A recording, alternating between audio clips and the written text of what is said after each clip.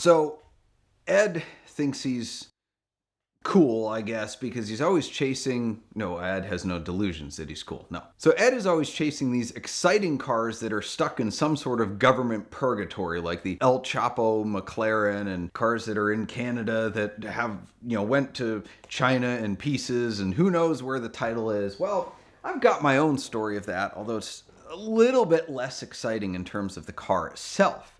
It was a Toyota Tercel, like early 90s, that got stuck in this, kind of government never land, kind of like Tom Hanks in The Terminal. And I came across it because one of my friends was marrying a Canadian college student. So she had driven this Canadian spec Toyota Tercel to college in Cleveland. She was on a student visa, and it was on Canadian plates. It was a 5-speed manual, back when people actually drove those things. She ended up marrying my friend, who was a U.S. citizen. So she immediately became a U.S. citizen based on the marriage. I guess that's how that works. Unfortunately, the car did not become a U.S. citizen. It was, this was a long time ago when marriage was between one man and one woman, and a car could not be included in that, even if they were, I don't know, maybe some odd fundamentalist sect of Mormonism could pull that off. But anyway, this was Cleveland and didn't happen. So the car got stuck in red tape. She couldn't take it back to Canada for some odd reason because she was a U.S. citizen. She couldn't title it here because she didn't import it. She had just driven it across. She couldn't sell it. She really couldn't do anything with it because it wasn't here legally, but Canada didn't want it back. So it was just here. It was a vehicle. Couldn't legally be used on the road. So he called me. He goes, "What do I do with this?" I said, "I'll take it." This was before 24 Hours of Lemons was maybe even existed at all, but definitely before it was big. However, there was a local track called the Paynesville Speedway, and it was a circle track and a figure eight track, and it was basically Freedom Factory before Cletus was maybe even born. I don't know how old he is, but certainly younger than I am. And this place was mental. I mean, it was redneck racing at its finest. The best thing they did was the figure eight camper pole race, which is where you would take a vehicle and a trailer, sometimes a boat, most often a camper trailer, which is made of basically put together with hopes and dreams, and they would race figure eight style, and the last one moving with some semblance of a trailer attached to it was the winner. So they would literally be driving through each other. Another fun thing they did was the spectator drags, which has become kind of famous now, but it was like not a thing then, which is whatever you brought, you could bring out and race at the end of the night on the circle track. And I had my Subaru Legacy GT wagon at the time, which was a 2.5 liter turbocharged all-wheel drive. And most of the stuff running there was like Chevy S10s and Camaros, so they were not fast, nor could they get off the line.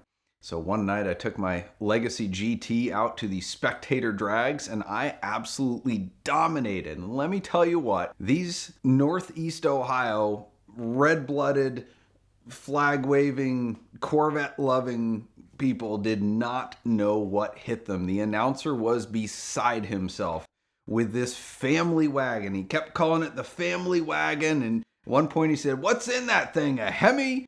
And I just kept beating person after person by, a country mile. In fact, one time they had to do a restart because, I held the brake and, spooled the turbo up, and I got off the line as soon as the light went. I was racing a Camaro, and he just spun his wheels. So they thought I jumped the light, but it was because I just had instant traction. So that was kind of fun, doing the spectator drags and dominating with my Subaru. I think I won like $36. Maybe my most successful, most profitable racing venture, which still puts me ahead of Danica Patrick. So I said, I'm going to turn this into a race car. It's reasonably potent for a really light car. It's a 5-speed manual, bare bones, put a roll cage in it, and I think it'll do just fine. I mean, there was like Chevrolet Cavaliers, and that was kind of the stuff that was in the showroom stock class, whatever they called it. So I thought, yeah, this will be my way into circle track racing. Well, the car sat in our driveway for a long time. I got married, and we just kind of didn't end up doing a whole lot with the car. But I still had these goals to do it. So after it had been sitting a year or two, I was like, all right, I got to get this car over to my friend Frank's so we can finally build this. He'll put a cage in it, he'll strip it down, put a dealer tag on it, but for whatever reason, the car wouldn't start. The battery was dead, but even when it would start, it wouldn't stay running, something to that effect. So we're like, we got to tow it over. So I get in the car, find out fairly quickly that there is a crazy wasp's nest in the driver's side mirror. So I cannot roll the window down and I'm kind of stuck in the car.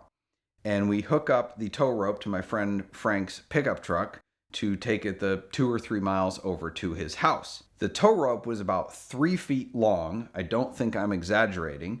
So I was just staring at his bumper the entire time. Frank decided to go his usual speed, which, let's see, Frank is actually excluded from my dealership's policy. He cannot drive any cars because he has so many speeding tickets.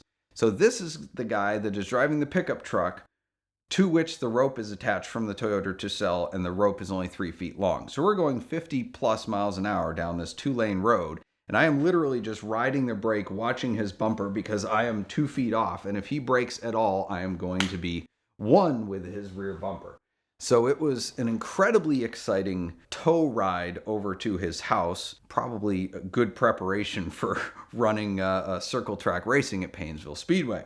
Praying the whole time that the wasps will not find their way somehow through the cowl into the car. But we made it over there safely, without event, without ticket, and I think he just took an axe to the driver's side mirror and hacked off the mirror to get rid of the bees so I could get out of the car. I guess I could have crawled out the passenger seat, but anyway. So needless to say, the car sat in his yard for another year or so, did not end up really doing much at all with it, and then I opened up a dealership out in Vegas on a racetrack. So I thought, oh, perfect. Well, I'll bring the car out here and use it as my star in a reasonably priced car type thing or whatever. You know, people will come in, they want to test drive high-end cars, and I'll be like, here, you can drive the Toyota Tercel around Spring Mountain Motorsports Park. Well, the car sat there for another year or so and still never did anything with it. So this poor car just got transported all over the country, this orphaned Tercel that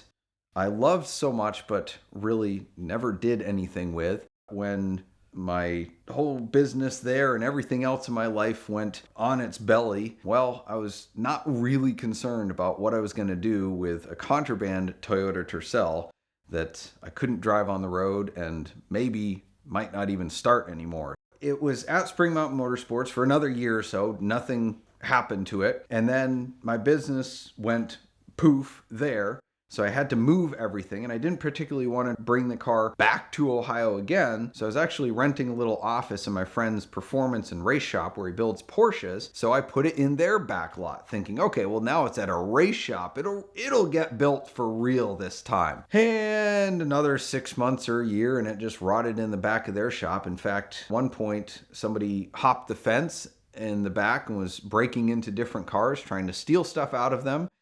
And I was hoping the Tercel might get taken, but they completely ignored it.